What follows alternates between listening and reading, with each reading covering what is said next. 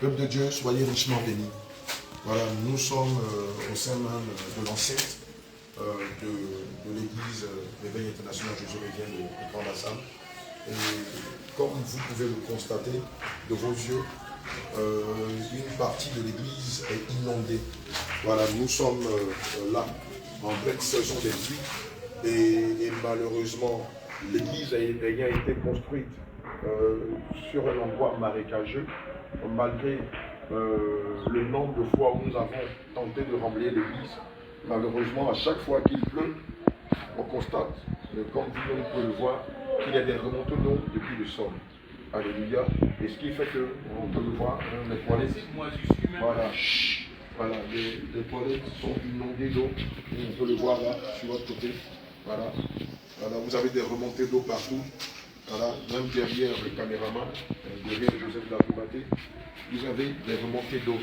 Et on a fait venir des techniciens pour tenter d'évacuer l'eau du Livienne par le trou qu'on voit au fond là-bas.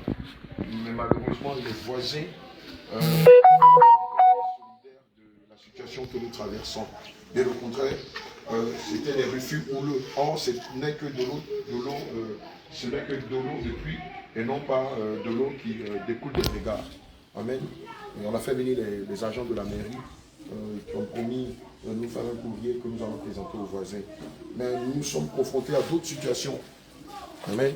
Il est question qu'il y ait des travaux de rénovation. Parce que quand il pleut comme ça, quand on a des crues d'eau, c'est pratiquement, vous voyez vous-même, c'est toute l'église, dans sa totalité, sauf vers la montée là-bas, qui est inondée d'eau. Amen. L'eau remonte à la surface de la terre et ça nous arrive jusqu'au tibia. Malheureusement, c'est ce qui a fait que le dimanche dernier, nous nous sommes retrouvés à Irma, la grande salle des spectacles Irma pour le culte. Et malheureusement, là-bas, il y a tellement d'écho qu'on n'entend pratiquement pas lorsque les prédications, lorsque la louange se fait. Voilà. Et donc, c'est un appel à contribution que nous faisons cet après-midi-là, afin d'inviter le corps du Christ à mettre la main au cœur, à mettre la main dans la poche et de soutenir les travaux de rénovation qui vont être faits ici. Alléluia, ça veut dire quoi? Ça veut dire que techniquement, nous allons remblayer toute l'église, mais au-delà de cela, et les questions que nous construisons, un grand préau qui va couvrir toute l'église.